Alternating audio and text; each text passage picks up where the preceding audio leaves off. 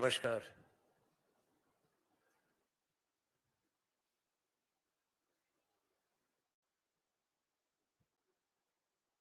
मुझे मालूम है आप सबकी व्यस्तताएं, संगठन का निर्णय था कि मैं आपसे कुछ बातें कहूं जो देश के अंदर आज के हालात हैं, जो राष्ट्रीय चिंता का विषय बन चुके हैं। केवल भारत में चर्चा नहीं है, पूरे विश्व के अंदर चर्चा है कि हिंदुस्तान दुनिया का एक बड़ा देश है, G20 की इस समय अध्यक्षता कर रहा है और आज के विश्व में जो जुड़ा हुआ है, एक दूसरे पर निर्भरता है देशों की और द्वीपों की। अगर कोई भी घटनाक्रम होता है, स्वाभाविक है उस पर टिप्पणी भी होती है, सवाल भी पूछे जाते हैं। भारत के अंदर सीधी दो विचारधाराओं की लड़ाई चल रही है और देश एक चौराहे पर है। शायद आजादी के बाद हर संस्था को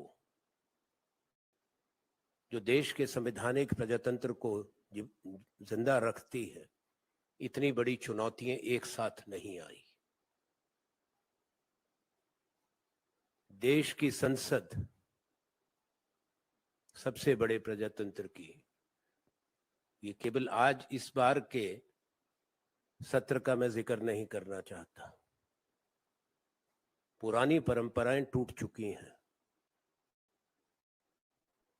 जहां जिंदा चर्चा होती थी, विपक्ष के सवाल उठते थे, सरकार राजी होती थी, बहस होती थी, वो बंद हो गई। टकराव का सीधा, मैं दोष की बात नहीं करता, जिम्मेवारी मौजूदा सरकार की है, सत्ताधारी दल की है। जिम्मेवारी सरकार की होती है कि देश की संसद चले, लोगों की अपेक्षा रहती है चर्चा हो, राष्ट्रीय समस्याएं, जनहित से जुड़े विषय उठें, और विपक्ष की एक भूमिका रहती है कि सरकार की जवाबदेही तय करे। वही एक मंच होता है। अगर सरकार सदन में बाधा डाले और सदन ना चले, एक सत्र नहीं कई सत्रों में अब है, किसी भी विषय पे चर्चा की मांग, उसको नकारा जाता है। समय आ गया, ये अंतराल की बात नहीं है कि फिर अगला सत्र आएगा उसमें क्या होगा। एक बड़ा सैद्धांतिक विषय है ये कि हम किस दिशा में जा रहे हैं। सरकार को ये बताना जरूरी है कि दुनिया में जहां भी प्रजातंत्र और संसदीय प्रणाली जिंदा रही है, पनपी है, मजबूत हुई है, वहां भव्य इमारतें बनाने से नहीं होती। हमारे यहां भी बन रहा है नई संसद, पर वो संसद के अंदर कोई चर्चा होनी चाहिए, कोई शोर होना चाहिए। केवल इमारत से प्रजातंत्र की गरिमा नहीं बढ़ती।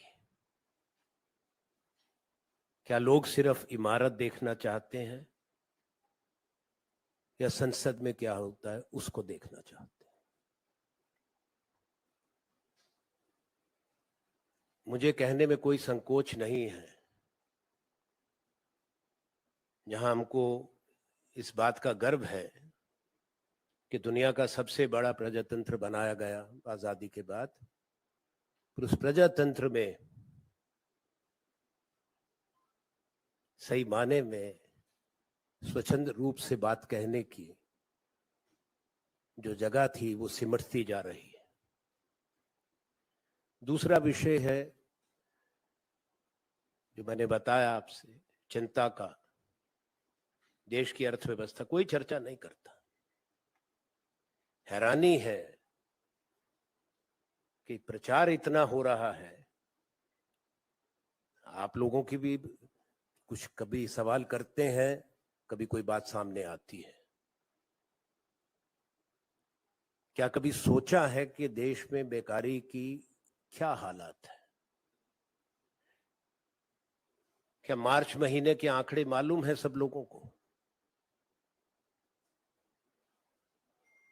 देश के अंदर लगभग पूरा साल, पिछला साल और इस साल भी 8% केवल एक आंकड़ा नहीं है, बेरोजगारी का दर है। पर युवा बेरोजगारी 20 और 24 साल की उम्र के बीच के लोगों में, नौजवानों में 42% बेरोजगारी है। ये गंभीर चुनौती है, इस पे कोई चर्चा नहीं होनी चाहिए? क्या सरकार को स्पष्ट नहीं करना चाहिए? ये सीधा सवाल कि क्या कदम उठा रहे हैं? मार्च महीने में सिर्फ कंस्ट्रक्शन इंडस्ट्री के अंदर 95 लाख रोजगार टूटा है। औद्योगिक निर्माण में 72 लाख टूटा है।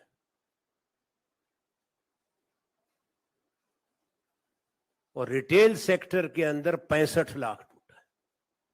ये मैंने 3 ही सेक्टर गिनाए अभी।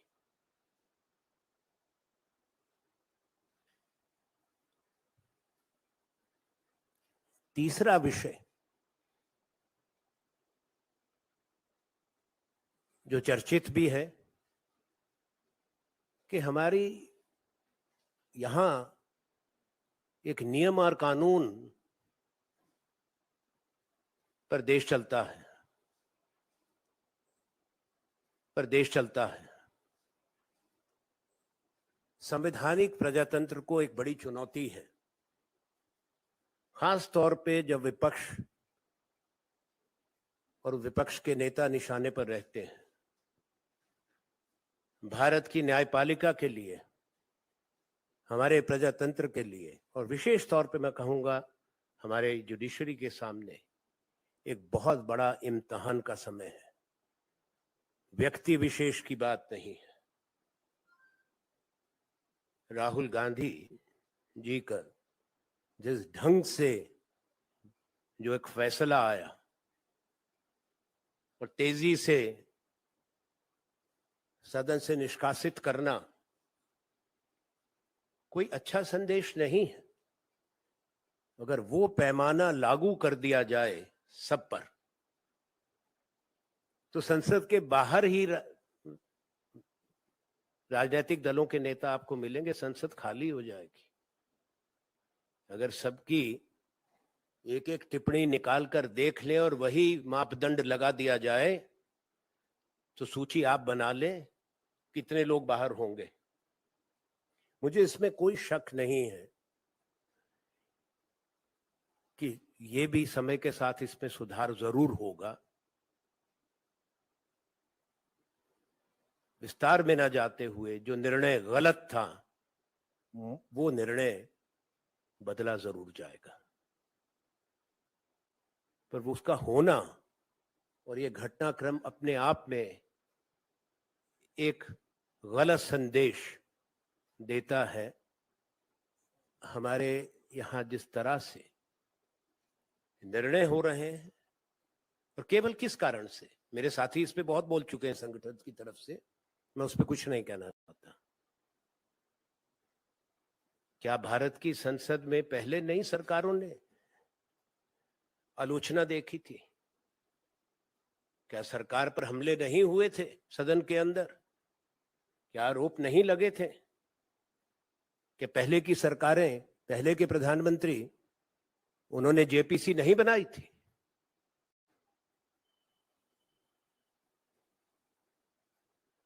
सबसे पहले जेपीसी राजीव गांधी जी के समय में बोफोर्स पे बन गई थी। स्टॉक मार्केट स्कैम हुआ था 1992 में, उस पे जेपीसी बन गई थी। उसके बाद निरंतर जेपीसी बनती गई। पिछली सरकार के समय में भी 2G पर विपक्ष ने जेपीसी मांगी, बनी। वीआईपी हेलीकॉप्टर स्कैम पे जेपीसी मांगी, बनी। सरकार ने खुद बना कर दी। अब 2 जेपीसी बनी थी अभी पिछले 9 बरस में। एक तो जो गलत कानून लाए थे लैंड एक्विजिशन का, और दूसरा डेटा प्रोटेक्शन पर। क्या कारण है कि इतने बड़े विषय को जो सामने आया है, उजागर हुआ है, जो देश की आर्थिक ढांचे से जुड़ा है और उन इंस्टीट्यूशन से जुड़ा है जहां पे हिंदुस्तान के आम लोगों का पैसा है, चाहे वो हमारा लाइफ इंश्योरेंस कॉरपोरेशन है या सबसे बड़ा बैंक भारत का स्टेट बैंक ऑफ इंडिया है। किसी और का पैसा नहीं है उसमें, आप सबका, मेरा पैसा, हमारे बच्चों का पैसा, और उसी पर देश की अर्थव्यवस्था टिकी है।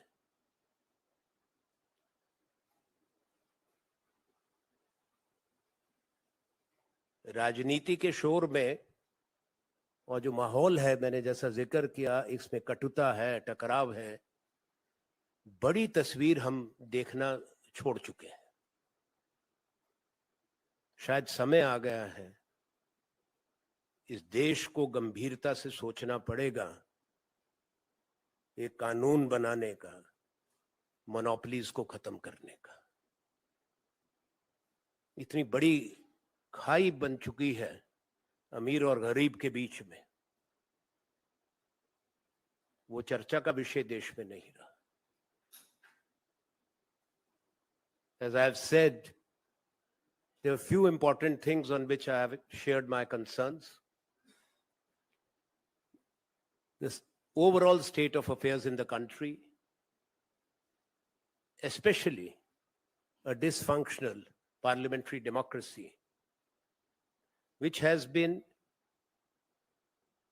undermined, pulverized, paralyzed by design, not by default. In a democracy, it's the duty of the government, their constitutional duty, to ensure that parliament functions. As the old saying goes, you all know about it, I hope, that the parliament is meant primarily not only for the government bills, but for the opposition, to raise issues and to fix the accountability of the government. That is not taking place. Democracy is shrinking in the largest democracy of the world.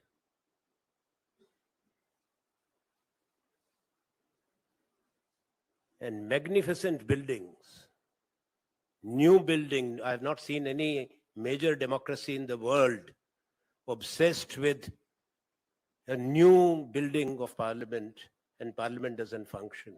And you're celebrating the building, not worried that it is not meant to be a monument, but it should be alive. The government has questions to answer. And the government also must not run away from the ground reality in India, the state of affairs of the economy, its monumental failure in the management of Indian economy, frightening levels of unemployment, youth unemployment, which I've referred to, between the age of 20 and 24, 42% is the unemployment rate. I have given the details of 3 important sectors where heavy job losses have taken place in the month of March itself. Construction, industry, manufacturing industry, and the retail sector. If you add up, are we marching forward or backward? That's the question. Surely, if you have to listen to the finance minister or the propaganda machine of the government, everything is fine. There's nothing wrong. It's high time those questions are asked. I've raised some other issues. It's not a question of a routine criticism.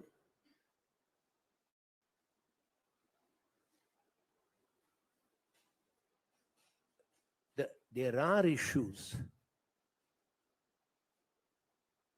which have found resonance of concern nationally and globally. Much has been said also about the decision, deeply flawed in law, in constitution, that is Shri Rahul Gandhi's conviction and disqualification. As I've said, if the same yardstick were to be applied, perhaps Indian Parliament would have been hollowed out. Most important leaders, or major leaders of political parties would have been out of Parliament over decades. That has not happened. This will be a litmus test for the Indian judiciary too.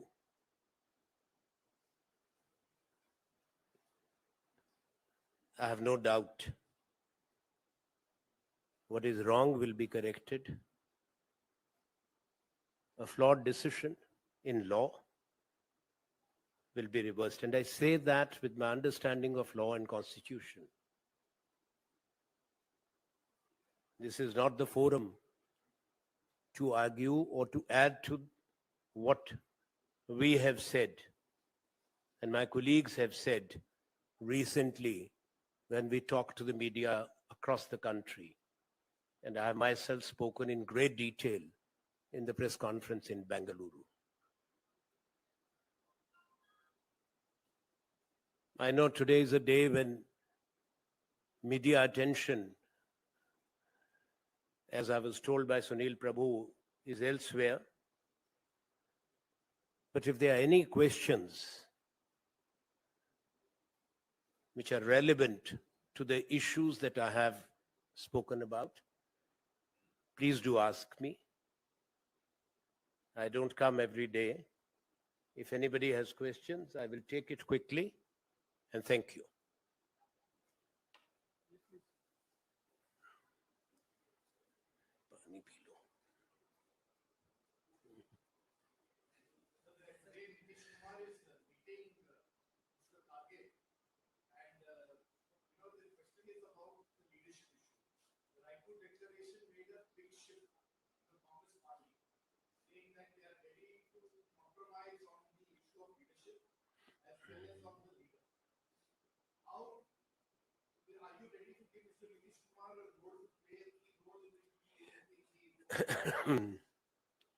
I don't speculate on speculative questions. Individuals, we are not discussing. Principle, we are discussing. We have taken a principal position as the principal opposition party of the country, as a party which has a long history of leading the freedom movement and governing India, building this country for decades after the independence, to respond to the challenges of today, the challenge to parliamentary democracy, the state of the Indian economy, the subversion of institutions, and the need to restore the glory of this country, that is an inclusive democracy, to celebrate again the richness of India's diversity. for which the opposition parties have decided to come together. Details in a vast country like ours, as diverse as we are, the fact that you have a dominant ruling party, but at the same time, the most powerful party, or what they claim, the largest party in the world, I have not checked the numbers, but I won't comment.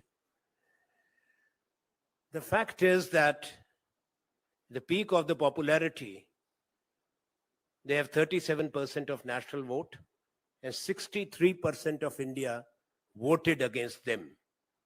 There are strong governments in the states, as you know, which are opposed to the ideology of the BJP. I can't go through the long list. We have had elections. We have elections every few months or every year. But I come from a state where we saw the might of the BJP, the resources, the carpet bombing, intense campaign by Prime Minister, Home Minister, Chief Ministers, Cabinet Ministers. It's not the size of the state, it's the importance of the state. It's a heartland state, a border state. Himachal. I had said in Raipur that the Dev Bhumi has sent a message that BJP can be defeated. Now the opposition realizes, opposition comes together, is coming together. And there is no other option. Change is a must in this country. Change is the need of the people of India. Whatever may be the propaganda, 2023 is not going to be a good year for the BJP. The rest will happen in 2024. After Himachal, yes, they have won few states. Nobody can deny what the facts are. They have won, we have lost. But they are in for a defeat in Karnataka, definitely. And after that, you will see the three other states, 2 states plus Karnataka, but the elections are not together, where they stole the government. People did not vote them into government. Karnataka, Madhya Pradesh, that's what happened. And let the elections come. Congress will be there and working in Rajasthan, in Chhattisgarh, make a comeback. That's what we hope for. But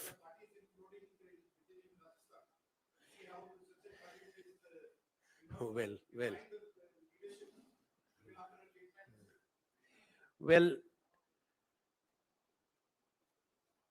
party has taken a very clear view. We have a popular government and a chief minister who is delivering. If you look at the policies, the recent schemes and the decisions and the schemes announced in the budget, they've gone down very well with the people of Rajasthan. We are more focused as a party in strengthening and also the party, but also ensuring as a government their effective implementation of the schemes which people have welcomed for the renewal of a mandate few months down the line in Rajasthan. I said so. Your question I've answered. We are committed. For us, the larger national objective is important, and that's what Congress will strive for. Anand ji, चूंकि आप जवाब दे रहे हैं राजस्थान का, इसलिए मैं पूछना चाहता हूं कि सचिन पायलट वसुंधरा राजे सरकार के समय में हुए भ्रष्टाचार के जो आरोप हैं, उसकी जांच की मांग कर रहे हैं। ये पार्टी विरोधी, कांग्रेस विरोधी कैसे है? क्योंकि कांग्रेस के जो प्रभारी हैं, उन्होंने ऑफिशियल स्टेटमेंट्स में इसको देखिए, ये तो मैं प्रभारी नहीं हूं, पर इतना कह सकता हूं पार्टी के प्रभारी ने इस पे अपने विचार व्यक्त कर दिए हैं, जिनको जिम्मेवारी दी गई है अधिकृत। देखिए, अधिकृत रूप में मैं इस पे चर्चा नहीं कर सकता, ये विवाद का विषय नहीं है। कोई भी संगठन है, हमारे यहाँ तो कम से कम यहाँ तक तो पहुंच गए, दूसरी जगह उसको क्या कहते जो सत्ताधारी दल है। और कोई आज थोड़े है, वो सुंदरा राजे कोई कल प्रकट हुई है, कोई नई बातें कोई सामने उजागर हुई हैं। तो सरकार का हिस्सा भी रहो लंबे समय तक, और अचानक आजकल में कोई, मैंने तो सुना नहीं कोई ऐसे वाकया हुआ, कोई घटनाक्रम हुआ। तो प्रभारी ने अपने विचार दे दिए हैं, पार्टी ने अपनी स्थिति स्पष्ट कर दी।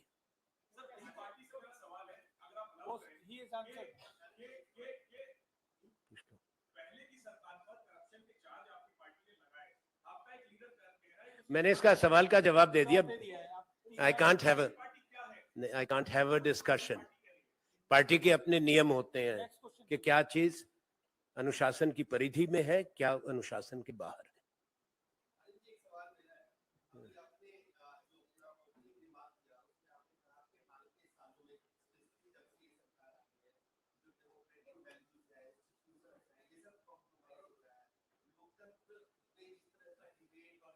हाँ, हाँ।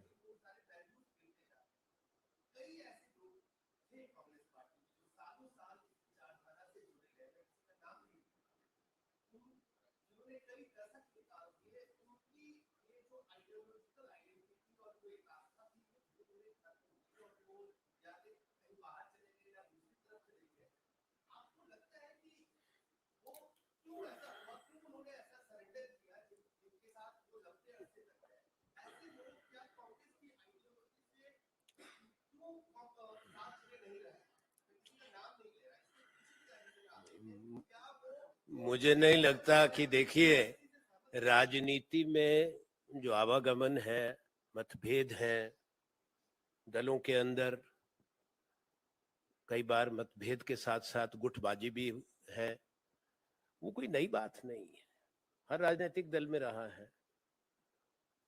वो कोई पहला वाक्य नहीं है कि लोग राजनीतिक दल छोड़ के जाते हैं या अपना अलग रास्ता चुनते हैं।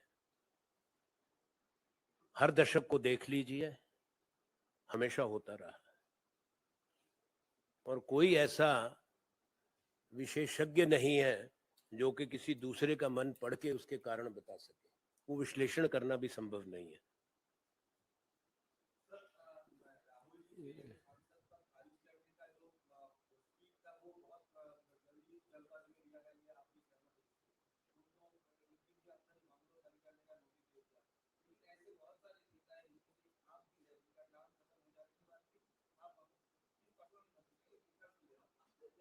नहीं, कोई हंसने की जरूरत नहीं, आप प्रश्न करें।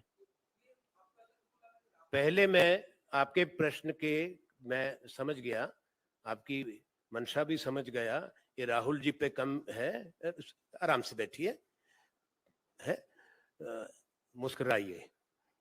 सबसे बड़ी बात है, राहुल जी का जल्दबाजी की सिर्फ बात नहीं है, आप एक पत्रकार हैं, आपको समझना चाहिए। मैंने उस पे कानून और संविधान से जुड़ा सवाल उठाया है।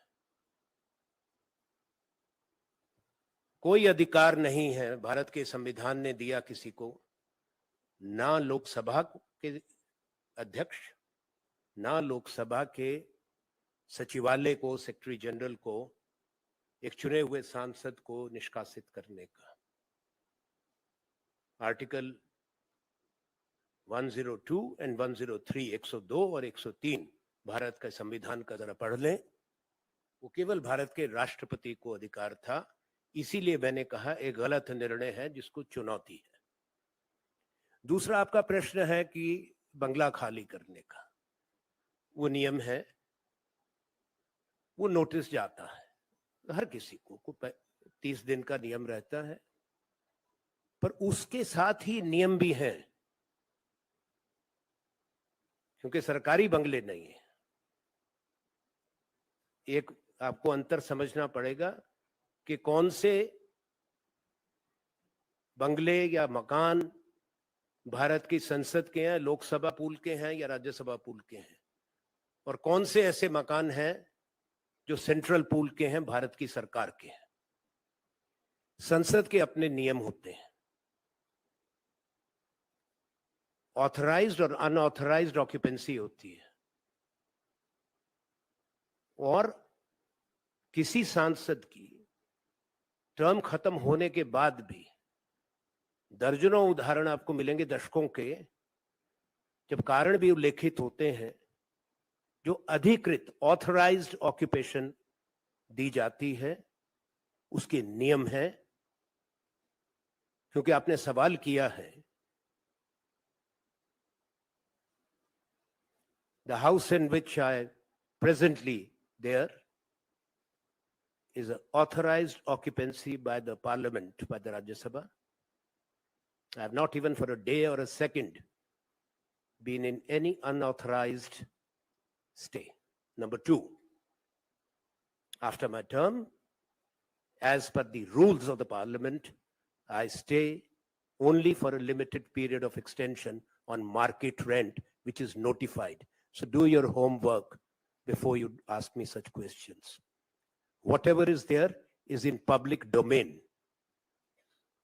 It's not that anybody has done any largesse. I have not made those rules. I have not fixed those market rates.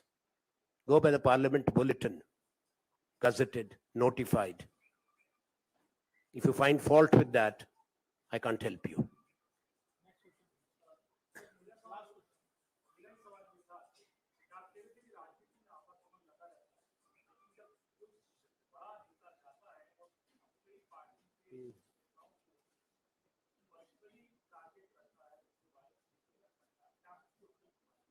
देखिए, राजनीति में हर व्यक्ति का एक अपना दृष्टिकोण होता है, हर व्यक्ति की एक अपनी आजादी रहती है कोई टिप्पणी करने का, अपना मन बनाने का, अपना निर्णय करने का। मैं अपनी टिप्पणी पर, अपने निर्णय पर तो कुछ कह सकता हूं, किसी दूसरे के निर्णय पे, किसी दूसरे के कथन पे उसका विश्लेषण नहीं करता। वो मेरी कभी आदत नहीं रही है। पर एक चीज जरूर है, राजनीति में स्वाभाविक है कि मतभेद होंगे, दलों के बीच में भी, विचारधाराओं के बीच में भी, और दलों के अंदर भी मतभेद रह जाते हैं, दृष्टिकोण अलग अलग होता है। दुर्भाग्य आज की राजनीति का ये है कि मतभेद जो स्वीकार्य है वो मनभेद में बदल गए हैं। ये दुर्भाग्य। धन्यवाद। Thank you very much.